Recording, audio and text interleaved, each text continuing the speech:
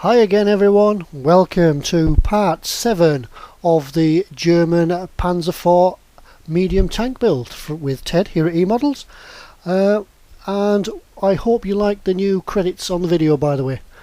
Anyway, what we're going to do in this video, in this part 7, is move on from the base, which is all finished now. We've got all the radiator fit in the back. All the final bits and pieces are done in the bottom of the hull, and now we're going to move on and work our way upwards. We're going to probably, hopefully, I think by the end of this video, get this top part of the hull on, get some of the detail done on the back deck, look at the front part of it, not the frontal armour, but the front armour. That'll go on in there. I've already taken the time and I've made this. It comes in 2 sections. It's easy enough to build. There's a little gimbal in here for the machine gun and a little viewing slot for the driver.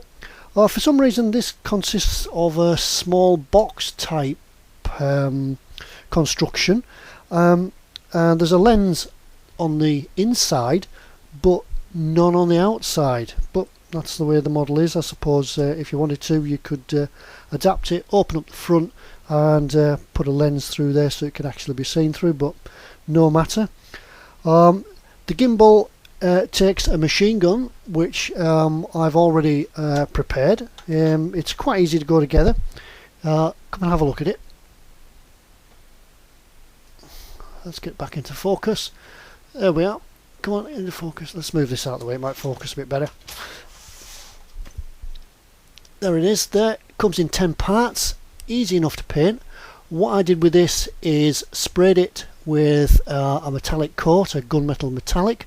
Then I did some hairspray chipping on it, not too much, because I think the guys that use these weapons try to keep them fairly in good condition and clean, so they'll be looking after it.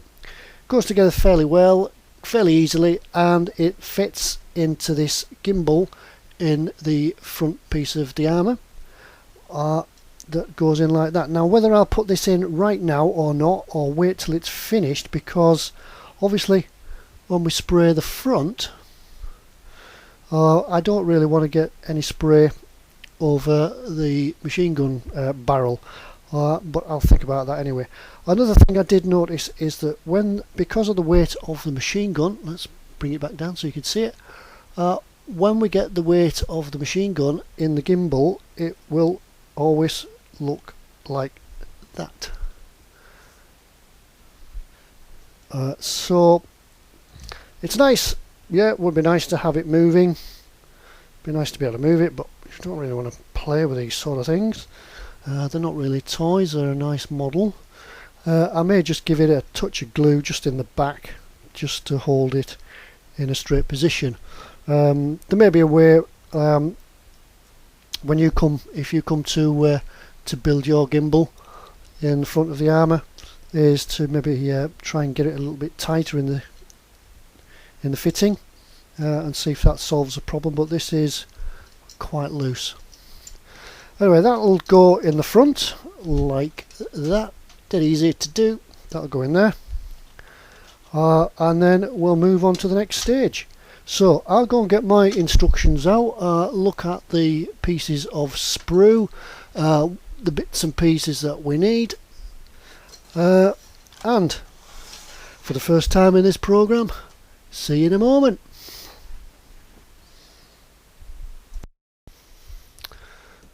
Okay, welcome back. Not a very good start. While setting up for this next scene, I knocked over a very fine full glass of nice ice cold beer. So the workshop now smells like a brewery. Never mind, let's carry on. We're going to look at the next part. We're going to look at putting some things into the back deck. What we're going to look at is putting some of the extractor fans in. Not the extractor fans, I think there'll be more an intake fan for cooling the engine, I would have thought. Now I've prepared these rather than you hanging around while I did prepare them. I've done them first. Come in and have a look. What you'll see here is a couple of fan mountings and the cowlings. What I would suggest is that you paint them first, because the nature of them and the shape and when it goes together, if you don't get in and paint them first, either by spray or brush, you're going to have a lot of bare plastic staring at you that you just won't be able to get through and paint either with a brush or a spray gun. Simple enough to go together. As for the colours, I've decided to paint them black. Once again, in the instructions there's no colour call outs, so it's just a bit of guesswork, and from looking around at photographs that I've seen on the internet and such, I think black is the way to go for the fan, and the rest of it would seem to be follow the same colours as the rest of the engine compartment, so we'll make them all blend together, and I've painted them in the off-white colour. Just a simple process of putting them together. I initially thought they went the other way around, but looking at them and examining things closely, it's just a matter of gluing them together. I don't really need to paint these bits, the centre bits, because these won't be seen at all. Really is getting low on this glue now. I'll have to shake the bottle to make it reach the glue, the brush. So that one goes in there, and then the fan itself just sits on top of it. So we can touch a glue on that.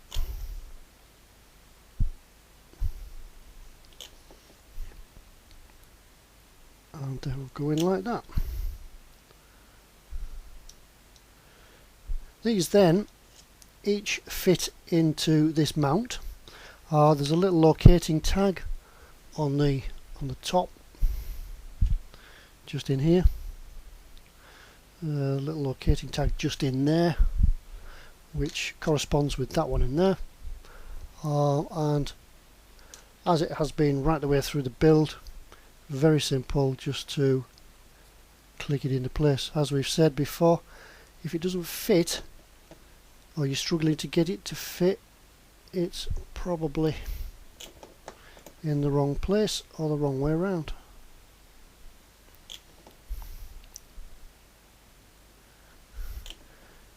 Just a touch of glue and let in the action of the glue take round and into the joints. Right, we'll put that to the side. And the next part we're going to look at is the ventilation door, I suppose.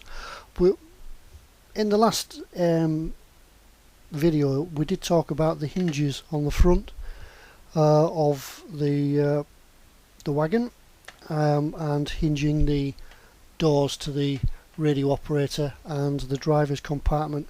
The same applies to the back as well, and I think the best way to get around solving it is to actually not work on the hinges or glue them at all.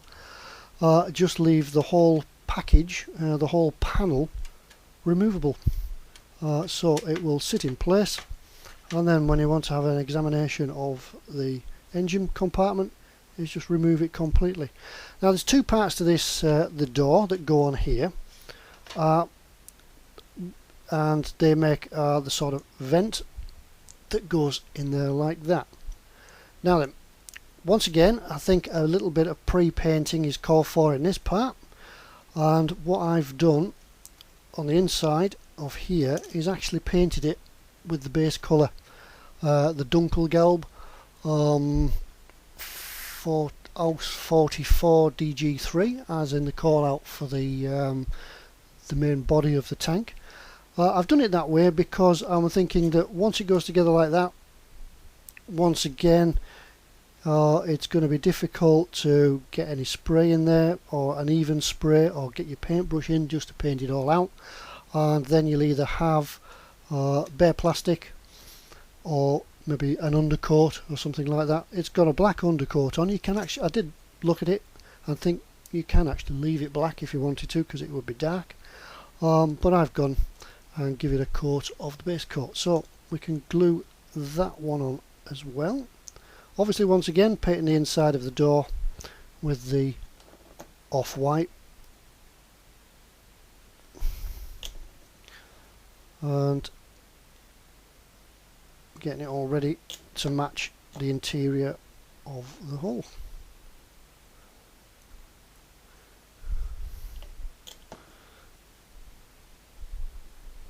So we'll let that glue and go hard for a little bit.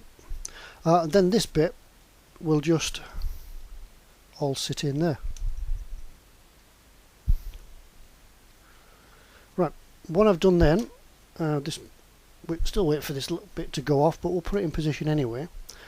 What you need to construct then is the connecting rods and the motors to drive the fans.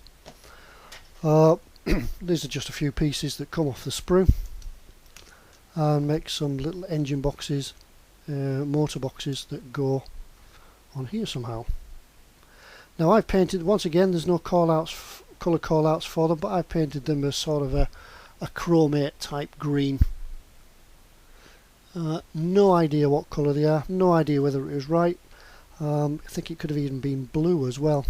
I would probably think it would be more of a metallic blue from my days of fixing motors and such in my electrical days. But they'll go in there, click together with that connecting rod. Can you see this?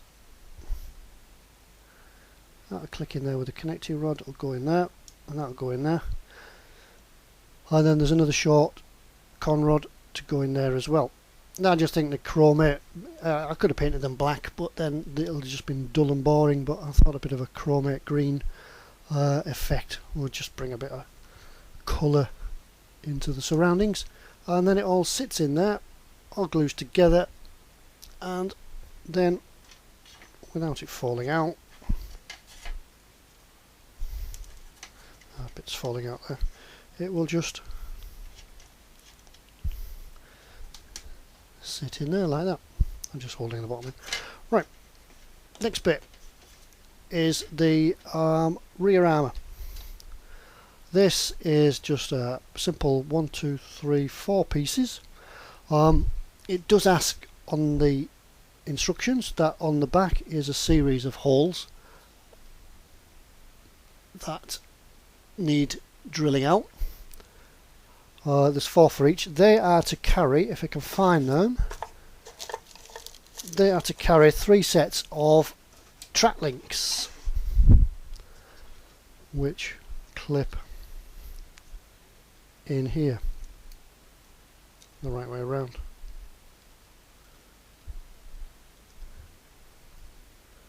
Anyway, they do go in there. But once again, as we've mentioned with the rest of the tools on the rest of the machine, is that I'm going to leave them off until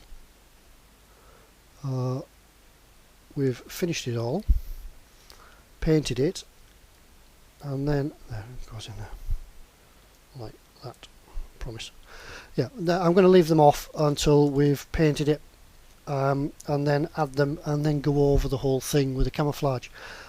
These track links, there's a number of options you could do. You could fit them all 3. You could fit all 3, or you could fit 1 or 2 and leave the brackets, just put the brackets on, just put empty brackets on as though the crew have actually used some of the track links. It's just an option.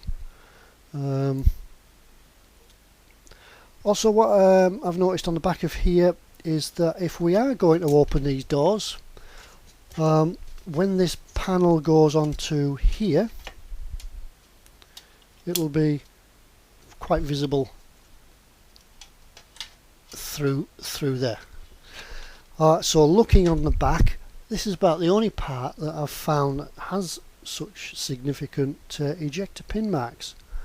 So I've had to colour the fill these in, and then once that's inside, we'll blend it all together Once that's on there, we'll blend it all together with a coat of paint to match the rest of the engine compartment. Anyway, that's that bit done. The only other thing for this section is the tow cables. The kit provides quite a length of tow cable, and the instructions say that you need 300 mils of it, which leaves you quite a bit more, probably about over half to play with. So we could, and there is an option of towing eyes, cables to fit on the end. The cables and the towing eyes themselves are hollow, so your cable slips in there and glues in, and it gives you a number of options. It doesn't actually tell you which one, so you can take 1 to 5.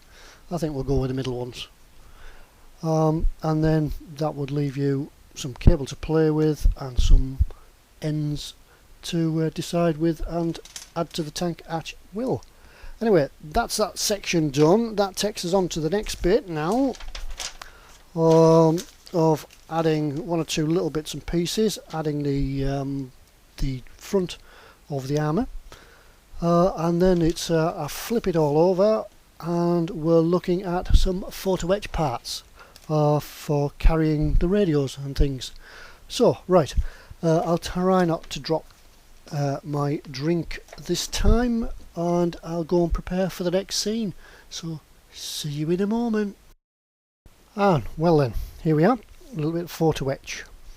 There's quite a bit of photo etch in this kit. I think there's, just trying to find all the bits of it. We've already done a few little bits, such as the end caps for the shells and such on there, and there's quite a few of the sheets of it. There's lots to do.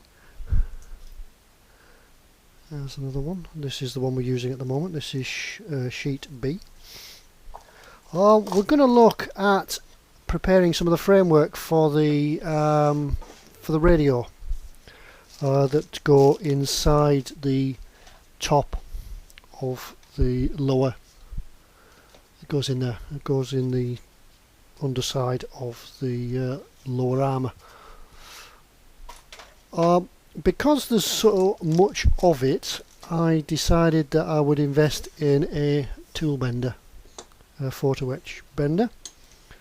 This is a 4-inch one. It's quite versatile. There's a number of varying sizes to allow you to bend round, and just whizzing off these bits here. If, like in some of the cases on this model, some of the bits are a little bit too big, you can actually turn it round and use the back to bend on. Still, we'll have a little introduction to this. We'll bend a couple of pieces, we'll have a talk about it. Doesn't take long to do. Now this comes with a couple of tools to assist you to do the bending, which is a couple of small wedges. They're alright, yeah, they're fairly sharp, good enough to get underneath your photo etch, because you want to clamp it down and then bend it in the right angles, or the right angle that you require. However, what I know that some of you that already have these, some of you use a single edge razor blade, which I don't have. However, I do use an X-Acto blade, chisel blade. That seems to fit my needs. This is a bit of a progression from what I used to use, and some of you will probably find, and you use them quite happily, is a set of flat nose pliers. These are not purpose made photo etch bending pliers. These are just the remnants of my toolbox from my electrical days, and that's what I use and had used quite happily. You'll also need a small file just clearing the burrs off any cuts that you make in the photo etch, cutting off the fret. And rather than using your good old cutting knife, your crafting knife for your models, I again switch over to a smaller X-Acto knife for cutting off the frets. And how I go about cutting off the frets is doing it like this. I have obtained from a local conservatory building firm a couple of samples of acrylic and polystyrene windows, the glazing that they use in the windows. If you know of any sign writing firms or something like that, they'll probably have a stock or even a bin full of scrap offcuts. All you need is a couple of little squares. A few squares will do you forever. And the way to do it, I actually, when I'm cutting the frets off, the parts off the fret, you will find that when they come out of the box, especially in this kit, they're covered on both sides with some polythene, some sticky back polythene. Now I actually leave that on while I'm cutting it off, otherwise it'll be away over the workshop. Just simply put it on your polystyrene or your acrylic, press another piece of acrylic on the top of it, and just using the X-Acto knife is just cut off where it's attached to the fret. Going right round,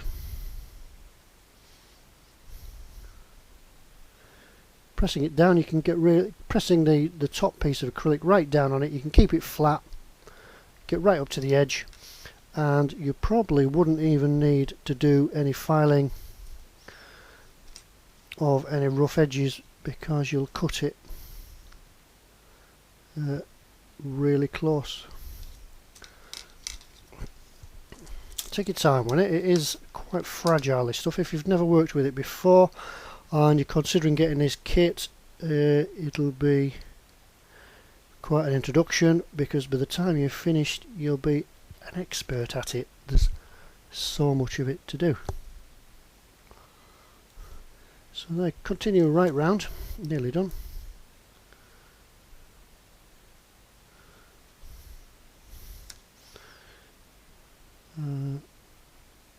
And then when that's done, just find your cutting mat and cut along the rest of the plastic backing. Now what I do is, when I cut it out, until I'm ready to use it or bend it, I'll actually leave the plastic on, because we're going to use super glue, or the the ideal method of fixing this stuff is with super glue, and the less you handle the photo etch, the better. So leave the plastic on until you're ready to use it. I was pulling that off, never mind. Oh, it's coming off the fret, so it won't harm. Right, and there we have that cut to size, so we'll just leave that bit on there until we're ready.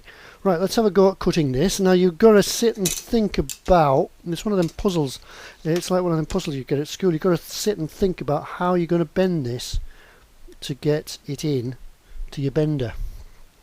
Oh, can you see? Yeah, I think you're alright. Let's come in a little bit more. How's that? Right, we're back into focus. Right, now then, there's a couple of ways you can bend on the edge. Where's a little pointy stick? You can bend on the edges of the tool, or you can bend on the front, and these are to clamp everything down. So what we'll do first, we'll do a big bend. We'll turn this one round, show you how it works.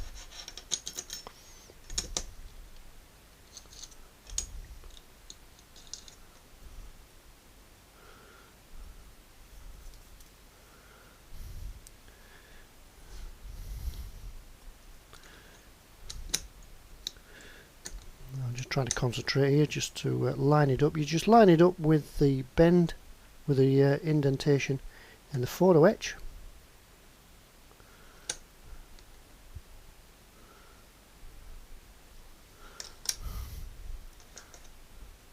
Bend it down like that, and taking your blade or your,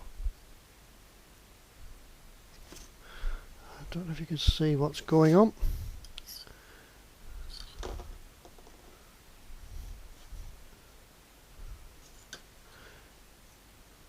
And just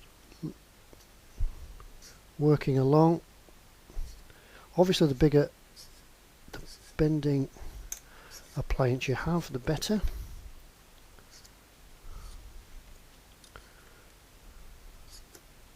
Until it's at a right angle. Now the first parts of these frets, these brackets for the radios, the photo etch parts themselves have varying thicknesses. It's sort of disappeared off the out of view, so you can see it now. Let's take it back out. There. Bit wobbly, but there we go. There's the first bend of the photo etch. It's now a matter of working around. We'll turn it back round. It's quite a versatile tool. It's quite heavy, made out of aluminium. It's machined, so it should give you quite good bends. Right, we'll find the next one, which is there.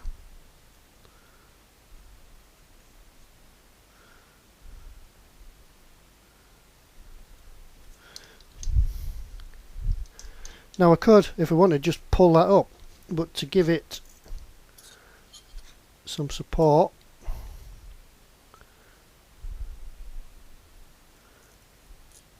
that's the first one.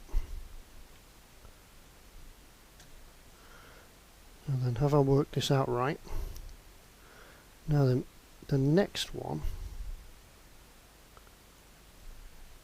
wants to go in there.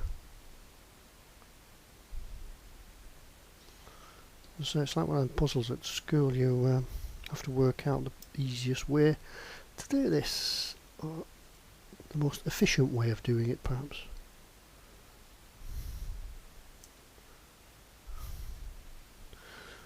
And a bend again.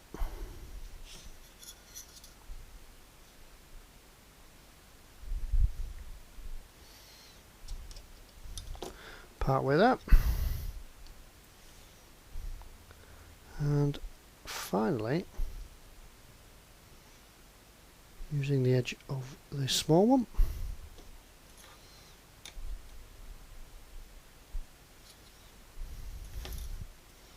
clamped it down enough. There we go.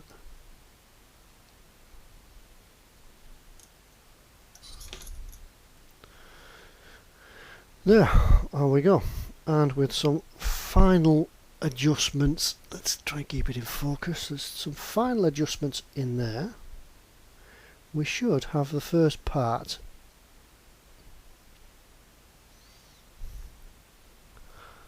of our radio framework.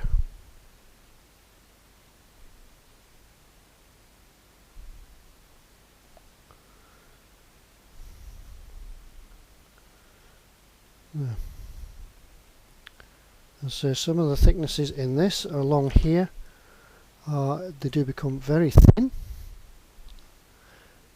So the best way to work with this would be not to try and glue it all at once. Let's just get some super glue in. Something to work with.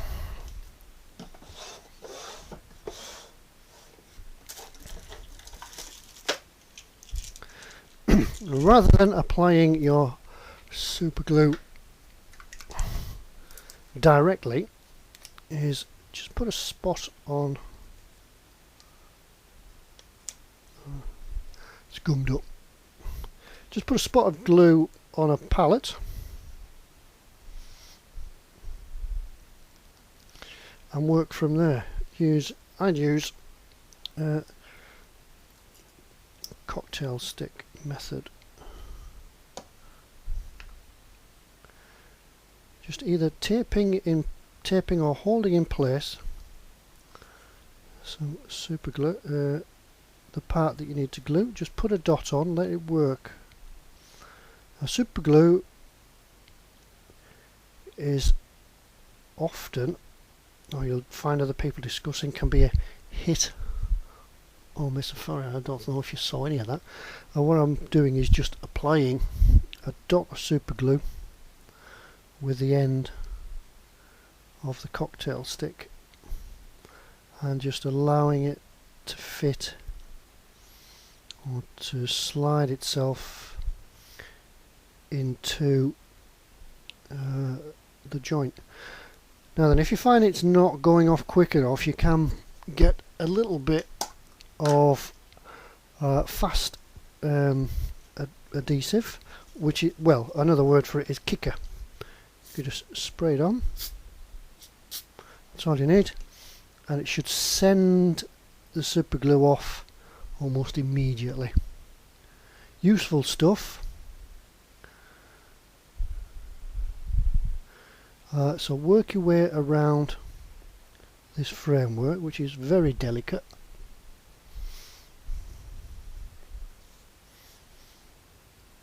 And the next piece we'll put on the other corner.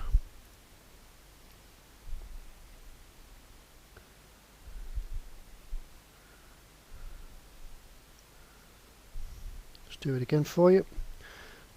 Drop a super glue. Cocktail stick, just touch it on the end. What we need was sort of like for those welders or car mechanics out there, it's just a bit like spot welding.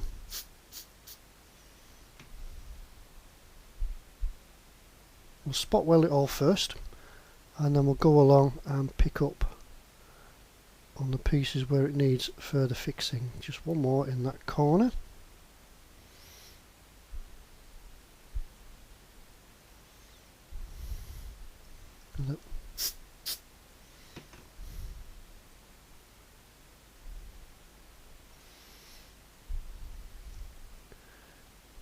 There we go. Let's find a pair of tweezers so we can show you. There we are. There's our first little bit of photo etch for the radios. You see that? Well then, there's quite a few more bits and pieces to do with this, and also we've got to think about how we're going to paint it and when we're going to paint it. It's always been like that right through this. Where's the radios? Got them in here somewhere. There's 3 radio sets. As I understand, there'll be 2 for transmitting and 1 for receiving. These are painted in, it says in the instructions to paint them in medium gunship grey, which is the same grey, it gives the same colour code for the gearbox and the transmission. But looking on Google, you'll be able to see that there's a load of variations for the colours of these. I'm going to pick something just a slightly bit different, just to give it that variation in a colour scheme, and we'll get them in there. And the framework will be painted in the same off-white colour that we did the rest of the interior of the tank. And on that note, painting photo etch, what I'll do first is give it a coat of metal primer. It's just like a bit of an etch, just to allow any paint that you do apply, just to allow it to grab to the photo etch itself. Anyway, there's quite a bit to do, there's quite a bit of folding to do, so I'll go off and get this done and come back when we're ready for the next bit. Alright, See you in a moment.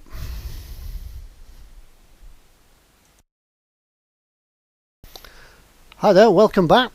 What we've done is we've gone and built the radio system, put all the very tiny decals on, all these in here.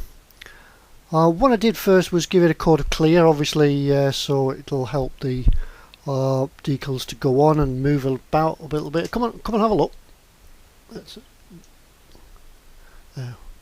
We'll see. There we go. There's some tiny decals to go in here. It's a little bit confusing actually when you're building this and putting it all together, because in the instructions, when it comes back into focus, in the instructions it actually shows you building it upside down, because it hangs from the roof of the fighting compartment. It all becomes apparent what's happening is when it all goes together, and you can see it all, how it does it as such. But it is quite confusing to follow. You know, you're thinking, well, does that go over there? You need to get the radios the right way around, and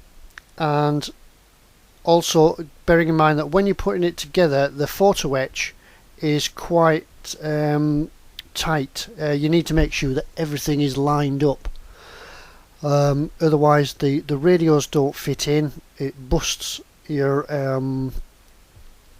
joints apart with the super glue, and makes things a little bit more frustrating, but it's all got together in the end. I've decided that I would paint mine this time in a German grey, the Vaiello German grey. It just gives it that little bit of a different colour to the colour that it told us about, the medium gunship grey, which would have ended up the same colour as the transmission. And this is just to give it a little bit more variation within the fighting compartment and the colours and such, which is fairly bland anyway. Not that we're brightening it up, it just makes it a little bit more pleasing to the eye. But that's got to go in next, so we'll put that to one side. Also, what I've done, I'll zoom back out so you can see what's happening on this whole top.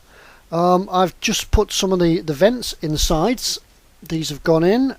I've given them a coat of the paint, the off-white paint, to match the rest of the inside of the tank, and then weathered it up, just so it all matches. I'm making sure that all the parts that we're going to see when the covers are off sort of match up. I've done the same with the front as well.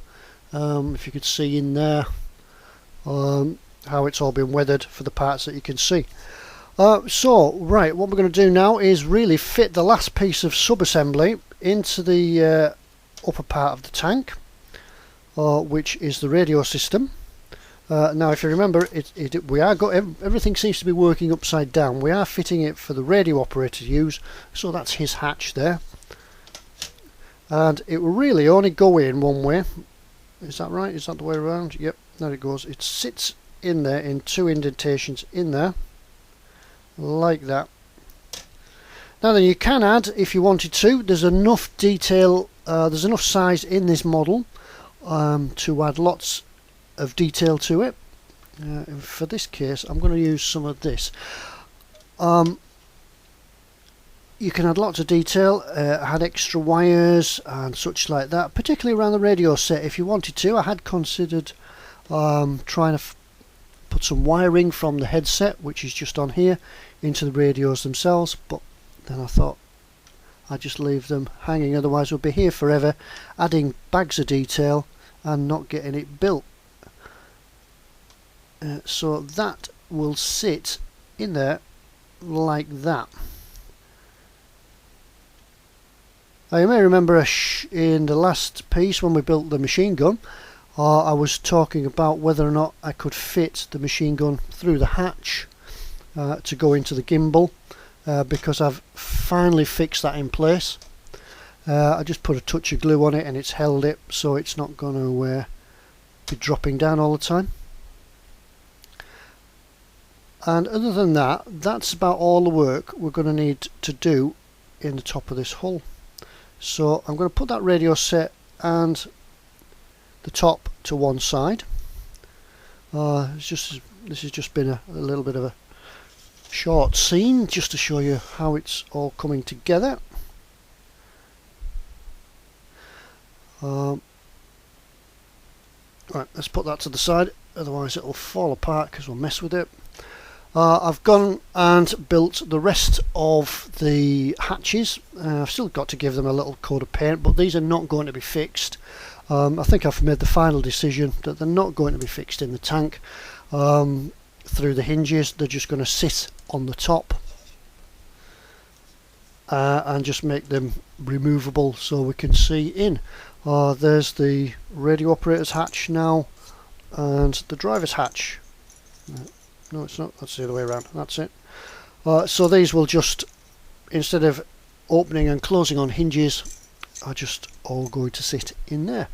So, right, I'll take 5 minutes. I'll go make a cup of tea, let that glue go off, and then we'll come back, and I think we'll close up the hull with the top of it. So let's have one last look around.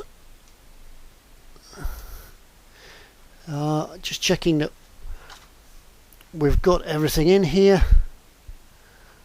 I've still got the ammunition to put in, but that can go in. There's enough room in the tank because the turret isn't fixed. We can take the turret out and we can still drop the ammunition in to the bins. I don't know if that, it looks quite good as it is with some of the ammunition gone, so I might not put it all in. I might just put some in for effect, but that's it. Once the top goes on, we'll lose a little bit of access to this detail, but you and I, if you followed the videos, we know it's all there. Right, I think the kettle's just clicked off, so I'll go and pour some hot water onto a tea bag, and I'll see you soon. Bye. Bye.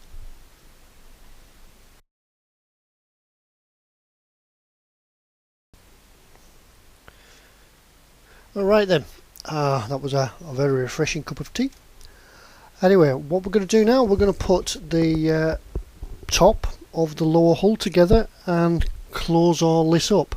One thing I did find, which is worth pointing out whilst I was having my brew, and just letting this glue go off, hadn't quite gone off fortunately. I did a test fit of the hull top onto the hull bottom, and I found that the radio set was actually fouling on the on this exhaust pipe here, pushing it off. Fortunately the glue hadn't gone off, so what I did, I've repositioned it. I've just moved it maybe 5mm over. I can't see any reason why it fouls it. Everything seems to have gone together in the right place. There are indentations in the hull top so you can fit the radio sets into, and I can't see any reasoning for it. So it's maybe just one of those things.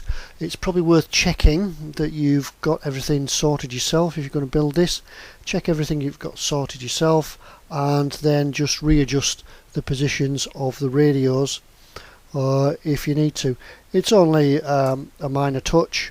It doesn't put the radios out of any particular or into any particular unusual position.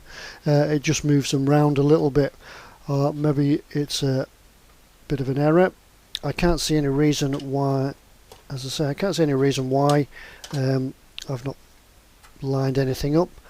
However, we'll move on. As I've noted, the top is a bit of a tight fit. It will need a little bit of tweaking just to get it, make sure you've got it in the right position. And the way it fits is there is a rail just along here that matches a groove in the whole top that goes right down the side, and then there's some locating pins in the back to go on the rear, and the front armour, the frontal armour, sits just on the front in here. So right, one last look inside, check all that cracking detail, and we'll put the top on. Here goes. A moment in your model building history as you try to get everything lined up. A good idea to get the positioning is to use that exhaust pipe to line up in this little hole here to make sure you've got the top far enough forward, and it will clip. You'll hear it click. You may need to get your fingers just inside just to force the edges out a little bit, and you'll know when you're getting there because the gap in here along the front is going to disappear.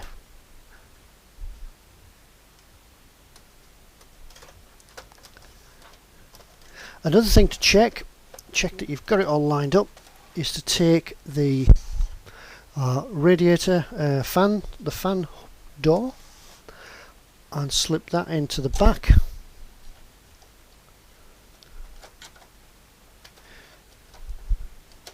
Just to see that these fans are once again not fouling on this pipe in here. Just there.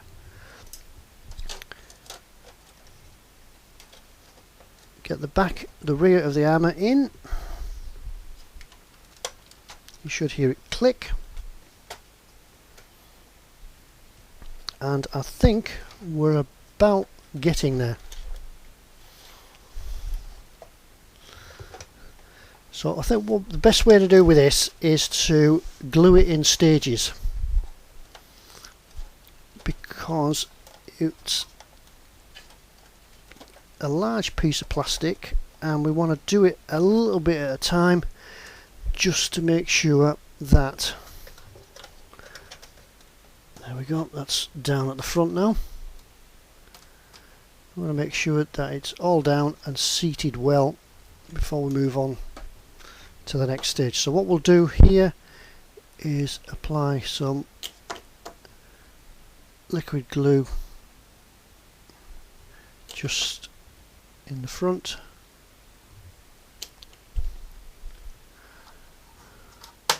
There we go, down.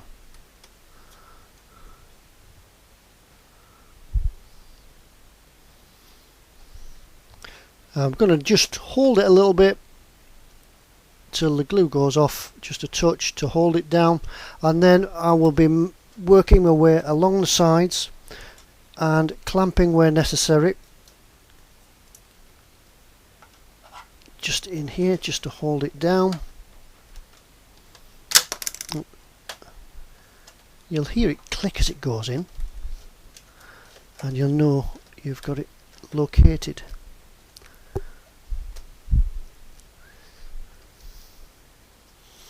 So that is the beginnings of the end of the bottom of the tank. Right, I'll go and let this, once again, there's no use sitting watching the glue dry. It's just as interesting as watching paint dry. So I'll go sort this out and we'll have a look at it all together. I'll put the wheels and tracks back on and we'll have a look at it for one last time before the end of the video. Just taking that one out, and that'll be done. So see you in a moment.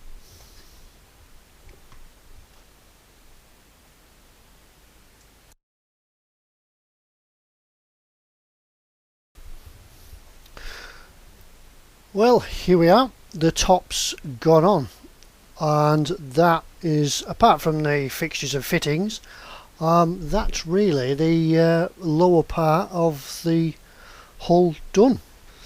Got together quite well. Nothing remarkable to worry about, but it's starting to look fantastic. And just over the weekend, while I was waiting for one or two other things to do, I thought I'd make a little comparison to this. And if you just see the top of it in there, there's a little sort of perspective on scale. This here is your 1/72nd scale Airfix Mark IV Panzer tank. You can see how big this beast is going to be compared to that. So we can move on, we can progress, because we've got to the end of this video. We've got to the end of part 7. And you can keep up with us. You can see how the next build's going on until the release of the next video by visiting Skipper's Scale Models on Facebook if you have access to Facebook. You can also visit eModels on Facebook as well. They have a Facebook page, or emodels.co.uk. Visit the website. But for the next time we'll be moving further up, and we'll be looking at making a start on the turret and such. So that's the end of this video. That's the end of part 7, and I look forward to seeing you all next time. So thank you for looking in. Have a look at the end credits, see if they're any good, see if there is we've got a new start on the beginning of this video, and we'll see about putting some end credits as well. So stick around, have a look at them, and it's me, Ted at eModels, and I'll see you all again next time. Okay then, bye now.